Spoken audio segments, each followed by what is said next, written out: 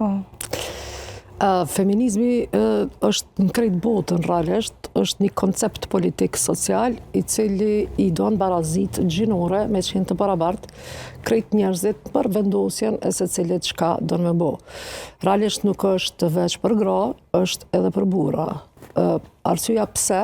Se në këtë vendet e botës, përveç disa vendeve të Suedis, të Finlandës, vendet skandinave, ekziston barazia gjinore. Se në këtë vendet e botës është udhëheqje dominante e patriarkatit burrat të cilët kanë një privilegj të jenë ma të pagum, të kenë ma shumë privilegje se gratë realisht edhe punojnë edhe kthehen në shtëpi, i bojnë krejt punët e shtëpisë, edhe masnena i këshyrin edhe fëmijët, edhe krejt se burrat ju ka kushtu një farë norme, të cilat ata duhet me jetu vetëm jashtë edhe duhet me punu vetëm jashtë shtëpisë.